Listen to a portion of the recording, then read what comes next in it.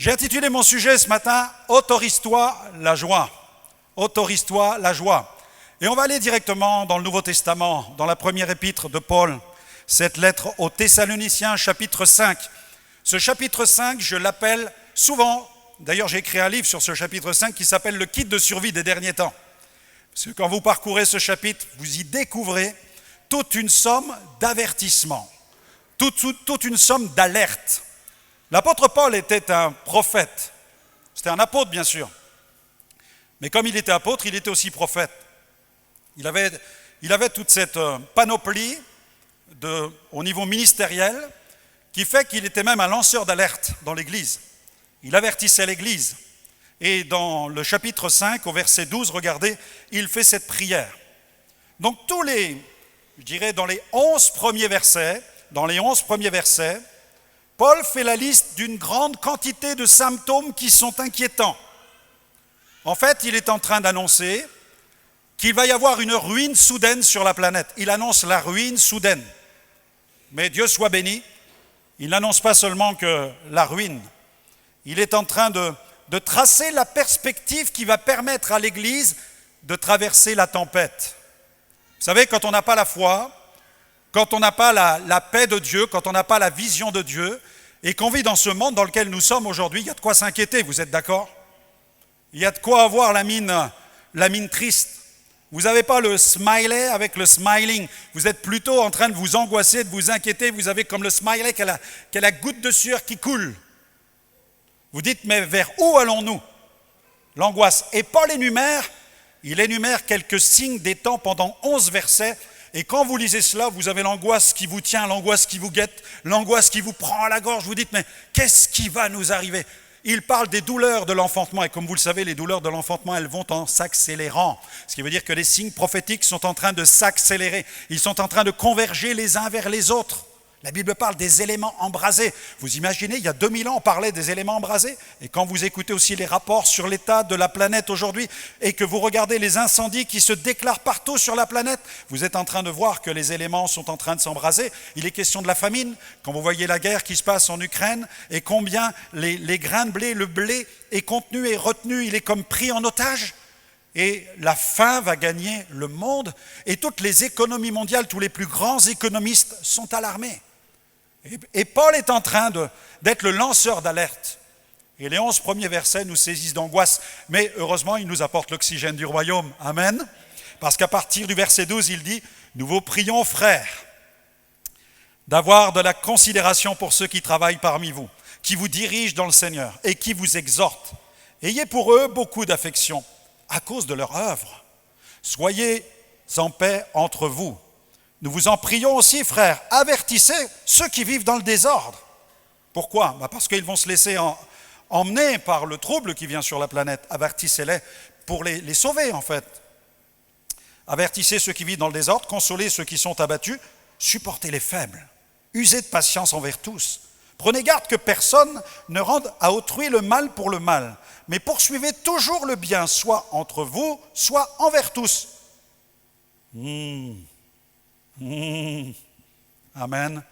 Que dit-il ensuite ? Alléluia. Oh, dis-le à ton voisin, ne cache pas ta joie. Dis à ton voisin, sois toujours joyeux. Amen. Dis-le à ton épouse, dis-le à ton frère, dis-le à ta sœur. Soyez toujours joyeux, vous qui nous regardez sur les réseaux sociaux, nous vous le disons en Christ.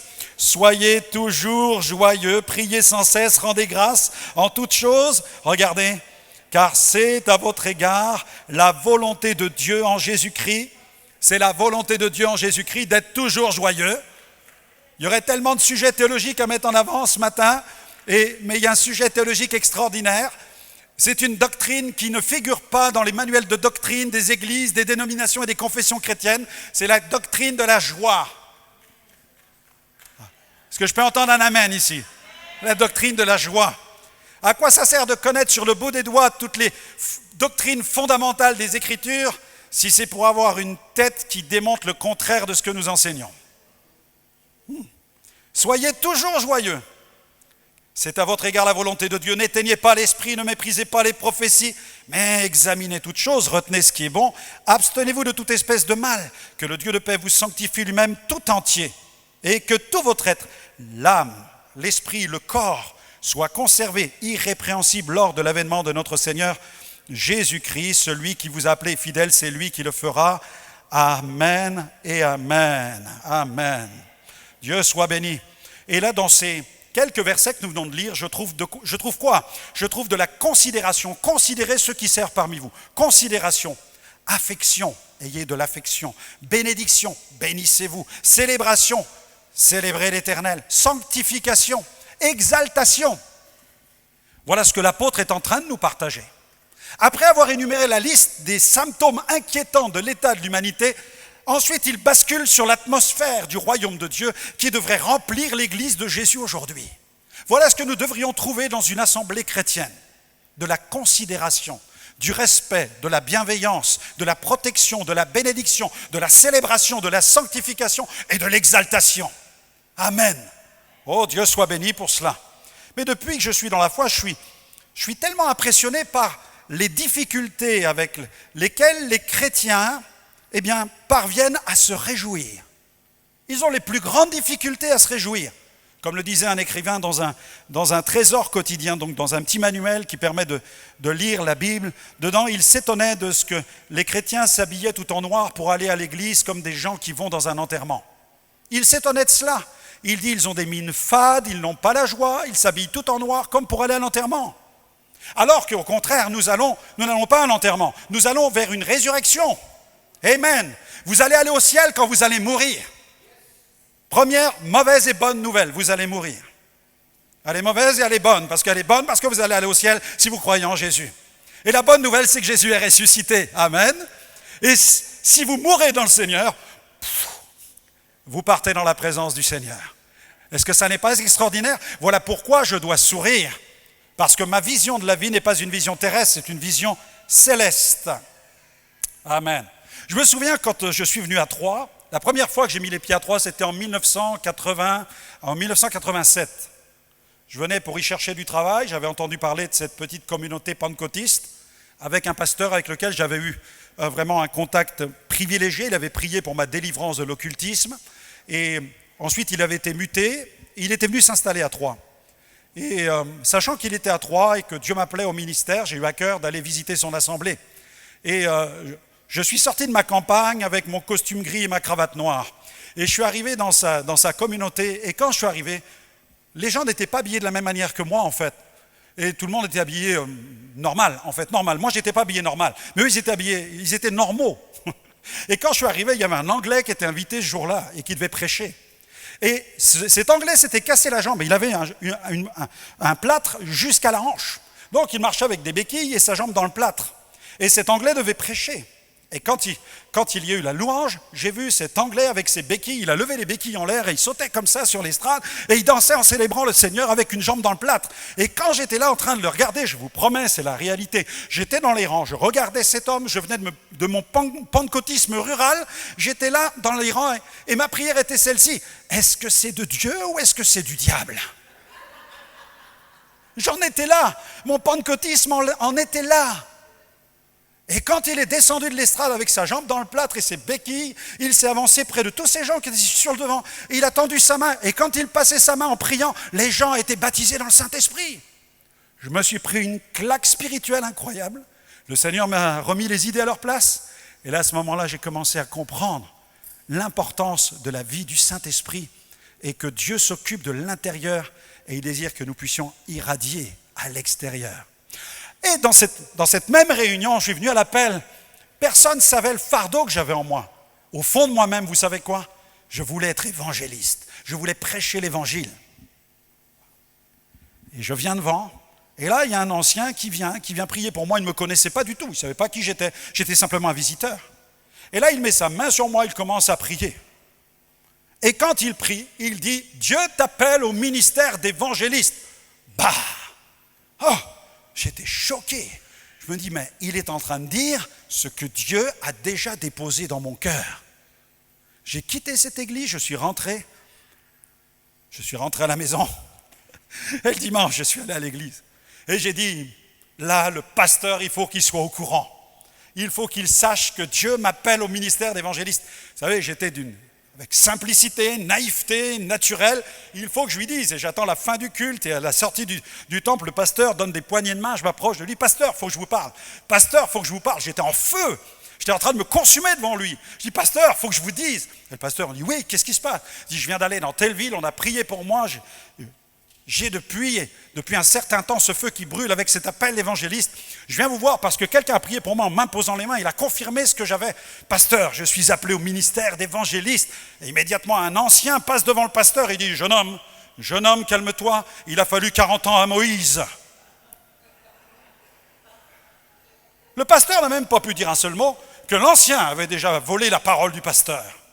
Et il a pris autorité sur le pasteur pour me dire qu'il me fallait 40 ans avant d'entrer dans un ministère. L'année suivante, j'entrais dans le ministère. 1 an après, j'étais dans le ministère. Pourquoi? Parce que les voies de Dieu ne sont pas les voies des hommes, et le timing de Dieu n'est pas le timing des hommes. Joseph était un prophète très jeune. Nous voyons dans la parole de Dieu des hommes et des femmes qui ont été utilisés très jeunes par Dieu.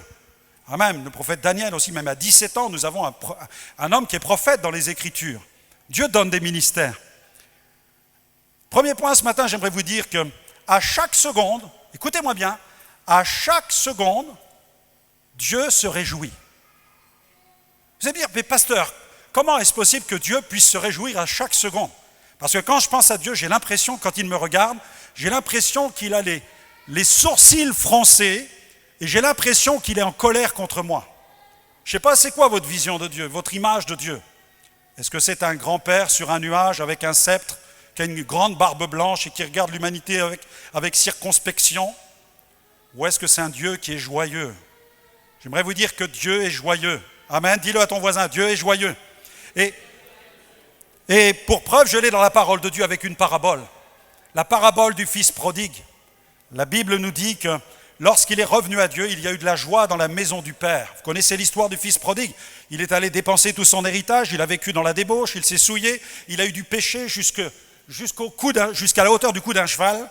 Et puis alors qu'il était dans la misère, il s'est repenti de ses péchés, il est rentré en lui-même. C'est ce que dit la Bible. Il a dit, je vais retourner chez mon père parce que là-bas, tout le monde a la nourriture en abondance. Il prend soin même de ses esclaves. Je vais rentrer à la maison parce que c'est mieux d'être chez mon père que de vivre là maintenant dans la mouise où je suis, dans la boue où je suis. Et il est rentré chez lui. Et là, le père, qu'a-t-il fait? Il a mis en place une fête immédiatement. Le père s'est réjoui. C'est l'image de Dieu qui se réjouit. Dieu se réjouit quand un pécheur se repent. Et la Bible dit, et c'est Jésus qui le dit dans la parabole, il y a de la joie dans le ciel pour un seul pécheur qui se repent. Mais le seul qui ne s'est pas réjoui, c'est le fils aîné. Le fils aîné.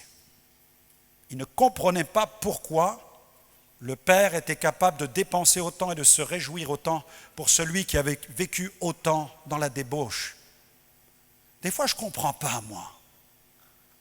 Des fois, quand je regarde Facebook, quand je regarde les posts, et que je vois certains se réjouir, je me dis, mais pourquoi lui, il est béni? Pourquoi, Seigneur, tu le bénis? Pourquoi, Seigneur, tu l'arroses? Vous n'êtes pas comme ça, vous regardez une photo quelque part, et vous vous dites, mais il a plein le sourire, il est heureux à tel endroit, il est heureux en train de faire ça, mais j'aimerais qu'il soit un chrétien encore plus engagé, plus fidèle, plus consacré. Et là, je le vois, il est rarement à l'église, il n'est pas vraiment engagé. Et Seigneur, je vois que tu es en train de le bénir. Je suis comme le fils aîné parfois. Pas vous? Un petit peu quand même. Un petit peu quand même. Et c'est comme si le Seigneur me dit, ne puis-je pas bénir qui je veux? Est-ce que Dieu n'est-il pas souverain pour bénir qui il veut, quand il veut, comme il veut? Mais ne nous laissons jamais gagner par cette mentalité du fils aîné. C'était celle des pharisiens, c'était celle des conservateurs qui étaient en guerre en permanence avec Jésus. Apprenons à nous réjouir du bonheur des autres. Apprenons à bénir Dieu quand nous voyons être quelqu'un béni, parce que ça, c'est la culture du ciel, c'est la culture du royaume de Dieu. Plutôt que de chercher à juger la joie des autres, apprenons à rendre grâce à Dieu pour la joie qu'ils vivent, et ça nous procurera de la joie à nous-mêmes. Amen. Apprenons cela, Dieu soit béni. Deuxièmement, ma conversion fut une explosion de joie. Amen. Voilà pourquoi j'aimerais vous dire, réjouissez-vous ce matin. Autorisez-vous la joie. Autorisez-vous la joie. Ne pensez pas que la joie, c'est quelque chose de charnel. Si la joie est quelque chose de charnel, pourquoi nous réjouir quand un bébé arrive au monde? Pourquoi nous réjouir quand on a une nouvelle année, une nouvelle bougie sur le... Ouais, c'est vrai que parfois on ne se réjouit pas. Quand il y a une bougie supplémentaire sur le gâteau d'anniversaire. Enfin, réjouissez-vous au moins pour le gâteau. Amen. Quand il y a un mariage, nous nous réjouissons. Il y a de la joie et nous exprimons notre joie. Quand l'équipe de France remporte la Coupe du Monde, est-ce qu'il y a de la joie ici? Bon, il n'y a pas des fouteux dans la salle. Mais quand vous allez au stade et qu'il y a un but, et que c'est le but de la victoire, regardez les transports de joie. Et vous remarquez que ce jour-là, dans le stade, il y a quelques membres de l'Église et qu'ils sont gagnés par la joie. Vous savez, quand je me suis converti dans cette petite communauté, j'ai eu du mal à être intégré parmi les jeunes. Pourquoi? Parce que ma mère était sorcière et moi j'étais le fils de la sorcière. En fait, j'incarnais celui qui n'était peut-être pas cuit des deux côtés, vous voyez? Il est chrétien, mais il a été délivré des démons, mais est-ce qu'il n'y aurait pas peut-être un résidu quelque part? Est-ce qu'il n'y a pas encore l'esprit de Babylone, l'esprit de Jézabel qui serait coincé quelque part? Est-ce qu'il n'y aurait pas encore l'esprit d'Égypte dans sa famille? Et donc, bon, moi j'allais à l'église avec mon survêtement, je venais du monde du sport, j'allais à l'église décontractée, je vivais vraiment des bons moments, il y avait des prophéties, il fallait voir, il y avait des dons spirituels, mais au niveau relationnel, il y avait des choses qui manquaient. Et puis, il y avait des jeunes qui venaient, des jeunes filles, j'avais remarqué quelques-unes d'entre elles. Le dimanche matin, elles avaient le pull Shetland avec le col blanc, les petits souliers vernis. Et puis à l'église, elles étaient toutes sages, bien assises. Mais moi, j'avais l'esprit de Babylone. Moi, j'étais le gars qui sortait de l'occultisme. On voulait vraiment être sûr qu'il soit vraiment converti, qu'il ne soit pas comme celui de la Bible qui cherche à acquérir le pouvoir de baptiser du Saint-Esprit avec le pouvoir de l'argent. Vous voyez, on voit ça dans les Actes des Apôtres. Et en plus, je porte le nom d'Alexandre. Et dans la Bible, Alexandre, c'est Alexandre le forgeron. On ne sait jamais. Jamais que ce soit des descendants de cet homme-là. Donc, on était un peu limite fréquentable. On ressentait cela parfois. Et puis un jour, j'ai besoin de demander conseil à une famille dans laquelle il y a des jeunes filles. Alors, je décide d'aller frapper à la porte de leur maison. Et quand j'arrive, tous les volets sont fermés. Et là, je me dis, il doit y avoir personne. Mais je m'approche, j'ouvre la barrière, je m'approche, j'arrive près de la porte. Et puis, j'écoute et j'entends qu'il y a du bruit dans la maison. Alors je frappe à la porte, ça ne répond pas. Je frappe à la porte, ça répond. Je frappe de plus en plus fort et finalement, ça ouvre. Et quand ça ouvre, je vois les deux demoiselles qui mettaient le pull Shetland le dimanche matin avec les souliers vernis et le col blanc. Je les vois tout à coup habillées avec des survêtements, les maillots de foot de l'équipe de France avec des chopes de bière à la main. Tout à coup, ce jour-là, j'ai été démystifié. J'ai été libéré. Et je me suis dit, Franck, sois toi-même. Et autorise-toi la joie, permets-toi d'être heureux, réjouis-toi dans l'église, ne porte pas un masque, parce que Jésus reprochait aux pharisiens justement d'avoir la double attitude. Vous savez, il y a ceux qui ont une attitude angélique le dimanche matin, mais qui sont comme des petits démons tout le reste de la semaine. Vous les avez peut-être croisés. Moi, j'en ai croisé. Un samedi matin, dans une ville, sur le marché, j'ai vu des gars qui volaient toutes sortes d'objets chez un antiquaire. Je les ai vus prendre des chandeliers et je les ai bien vus passer devant moi en courant. Je les ai vus passer en courant. Dimanche matin, il y avait des gars qui étaient à genoux devant l'estrade dans cette église en train de pleurer sur leurs péchés. C'était ceux qui avaient piqué les chandeliers la veille. Non, Jésus condamnait les pharisiens. Et le terme, c'est, Jésus leur dit, vous êtes des hypocrites. Et dans le texte original, hypocrite, dans le grec, c'est hypocritos. Hypocritos, c'est le terme qu'on employait pour les acteurs de théâtre, un peu, si vous avez entendu parler de la commedia dell'arte. Vous savez, ces joueurs de rue qui mettent des masques et qui incarnent des personnages. Eh bien, Jésus leur reproche aux pharisiens d'être ce genre de personnage. Il dit, en fait, vous êtes des comédiens, vous jouez la comédie, vous n'êtes pas authentiques, vous n'êtes pas vrais. Vous êtes des murailles blanchies. Vous êtes blanchis à la chaux. Et à l'intérieur, vous êtes plein d'ossements de mort. Vous nettoyez l'extérieur de la coupe pour qu'elle brille, mais à l'intérieur, vous êtes plein de rapines. Jésus les reprenait sévèrement. Mais ma conversion fut explosive, comme en Samarie. Il y eut, la Bible dit, une grande joie dans la ville. Et je me souviens de ce jour où je suis rentré à la maison, libéré de la puissance des démons. C'était la grève des éboueurs. et je sautais au-dessus des poubelles en criant « Jésus est vivant, Jésus est ressuscité !» Je suis arrivé au cabinet de consultation, j'ai poussé la porte du cabinet de consultation. Ma mère était dans une séance de divination avec une sorcière. Et moi, je suis arrivé en poussant des cris. Et j'ai dit « Maman, Jésus est vivant, Jésus est ressuscité !» Et là, la sorcière est tombée par terre. Bam ! Et moi, j'ai fait « Oh maman, qu'est-ce que j'ai fait ?» Je découvrais la puissance du Saint-Esprit, la puissance de la lumière supérieure aux ténèbres. Dieu soit loué. Ma conversion fut une explosion de joie. Après l'exil, quand vous lisez la Bible, vous allez voir aussi, après l'exil, vous savez que le peuple d'Israël était en exil pendant 70 ans en Babylonie. Ils ont été asservis, ils ont été dominés, ils ont été écrasés, réduits à l'esclavage. Mais le terme de l'esclavage est arrivé. Et ils ont été libérés. Et ils sont retournés en Israël pour rebâtir les murailles. Et parmi eux, il y avait un homme qui s'appelle Esdras, il y avait aussi Néhémie.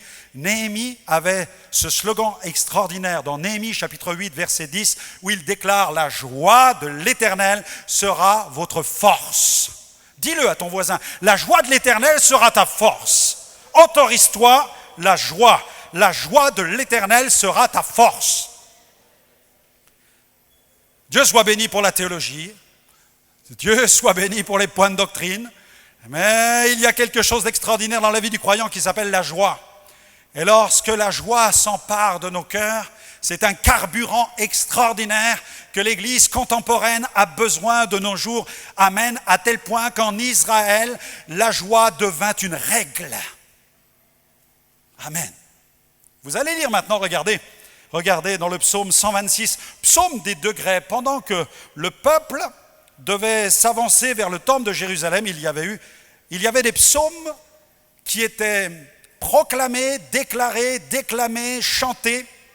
Et au fur et à mesure du processus où l'on avançait vers le temple, eh bien, il fallait chanter tel ou tel chant, chanter tel ou tel psaume. C'était devenu la règle dans le culte au sein du judaïsme. C'est devenu une règle, une loi où Dieu demande la joie. Regardez psaume 126, versets 1 à 6. Quand l'Éternel ramena les captifs de Sion, nous étions comment? Amen. Comme ceux qui font un rêve. Dis à ton voisin, réveille-toi. Réveille-toi. Oh, tu n'es pas en train de rêver. Alors notre bouche était remplie de cris de joie. Alors littéralement, dans le texte original, notre bouche était remplie de rire, de sidération devant les événements, notre langue de chant d'allégresse. Alors on disait parmi les nations, l'Éternel a fait pour eux de grandes choses. Vous imaginez, les nations parlaient du peuple d'Israël. Moi, je prie que dans cette ville, on parle de nous. Vous ne voulez pas faire cette prière-là? Amen. Moi, je prie que dans cette ville, les gens disent, là-bas, ils sont joyeux. Là-bas, ils ne s'autoflagellent pas, en fait. Je prie que les gens de la ville disent, j'y suis allé une fois, mais j'étais choqué de voir des chrétiens joyeux. Ça, c'est un miracle. Amen. Un chrétien joyeux, ça peut tenir du miracle pour le monde séculier, parce que l'image du christianisme dans le monde séculier, c'est que le chrétien incarne l'archaïsme, le passéisme. Voilà ce qu'incarne le christianisme. Alléluia. Oh, nous étions comme dans un rêve. Notre langue de chant d'allégresse, alors on disait parmi les nations, l'Éternel a fait pour eux de grandes choses. L'Éternel a fait pour nous de grandes choses. Nous sommes dans la joie. Nous sommes dans la joie. L'Éternel ramène nos captifs comme des ruisseaux dans le midi. Ceux qui sèment avec l'âme moissonneront comment? Avec des chants d'allégresse quand ils portent ces gerbes. Amen. Dieu soit béni. La Bible dit que le fruit de l'esprit, c'est la joie. Et que Dieu est joyeux. Point suivant. Dieu est joyeux. Regardez dans votre Bible, Sophonie chapitre 3, verset 17. Sophonie 3, verset 17. Vous allez voir que Dieu est joyeux et qu'il se réjouit à chaque seconde, comme dans la parabole du fils prodigue. Pourquoi? Parce que chaque seconde sur la terre, un homme se tourne vers Jésus. Amen. Alors ça veut dire que Dieu se réjouit à chaque seconde, à chaque instant. Dieu est dans la joie. Les anges sont dans la joie. L'Éternel ton Dieu, Sophonie 3, 17. L'Éternel ton Dieu est au milieu de toi comment? Comme un héros qui sauve. Il fera de toi sa plus grande joie. Il gardera le silence dans son amour. Il aura pour toi des transports d'allégresse. Et quelqu'un va dire ce matin, pasteur, ce que vous lisez, mais Ça concerne Israël, ça concerne Israël, ça concerne Israël. Stop, pasteur, vous ne pouvez pas l'appliquer à l'Église. Non, mais écoute-moi, ça ne concerne pas qu'Israël, ça concerne aussi l'Église. Pourquoi? Parce que ça concerne le cœur de Dieu. C'est le cœur de Dieu qui est comme ça. Ça n'a pas été dit pour que Israël sache que Dieu se réjouit pour Israël, mais ça a été dit pour que nous sachions que Dieu se réjouit à chaque instant. Il va faire de toi le sujet de sa joie. Est-ce que tu peux intégrer dans ton cœur ce matin? Quand tu regardes ta vie, tu dis, non, Dieu ne peut pas se réjouir quand il me voit. Pourquoi Dieu se réjouit-il quand il te voit? Parce que Dieu, c'est lui qui nous a donné la foi, c'est lui qui nous a donné l'espérance. Et quand il voit un être humain, quels que soient les péchés qu'il commet, Dieu est capable de le regarder avec cette perspective qu'il a le pouvoir de transformer cette personne en une nouvelle créature. C'est pourquoi Dieu ne fait pas de dépression. Dieu ne fait pas de burn-out. Dieu n'a pas besoin de cachet pour aller bien. Dieu n'a pas besoin de somnifères pour dormir. Il n'a même pas besoin de dormir. La Bible dit, le sommeil, ni ne dort celui qui garde Israël. Moi, j'ai besoin de dormir pour me renouveler, pour recharger les batteries, pour retrouver de l'énergie. Dieu n'en a pas besoin. Alléluia. Et il dit, je vais faire de toi ma plus grande joie. Et Dieu dit même, j'aurai les transports d'allégresse. Alors, ça va réformer ta façon d'adorer le Seigneur. Amen. Parce qu'il est dit que Dieu est comme gagné par des transports d'allégresse. Ce qui veut dire que quand tu es dans la présence de Dieu, sois aussi spirituel que Dieu est spirituel. Et parce que Dieu est spirituel, Dieu se réjouit et Dieu est gagné par des transports d'allégresse. Alors dans sa présence, sois gagné par des transports d'allégresse. Amen. Tu peux bouger ton pied droit dans la présence de Dieu, tu peux bouger ton pied gauche, mais tu peux bouger aussi ton corps. Amen. La Bible nous appelle à adorer Dieu avec notre corps, notre âme, notre esprit qui appartiennent à Dieu. C'est pourquoi j'ai le droit de célébrer Dieu avec mon corps. Quand je me suis converti, j'en étais au point où quand on adorait Dieu, c'était intérieurement. Intérieurement. Je dansais à l'intérieur. Amen. Je me réjouissais à l'intérieur. J'avais une joie, mais qui était profonde. Très profonde. Mais un jour, j'ai prié pour qu'elle remonte à la surface. Amen. La Bible dit, quand on tourne les regards vers lui, on est rayonnant de joie. Amen. Tu es appelé à te réjouir dans la présence de Dieu. Autorise-toi la joie. Le royaume de Dieu, c'est la paix, c'est la joie, c'est la justice par le Saint-Esprit. Et cette joie, tu peux l'expérimenter. Si tu es régénéré par le Saint-Esprit, tu vas expérimenter la joie qui vient du royaume de Dieu.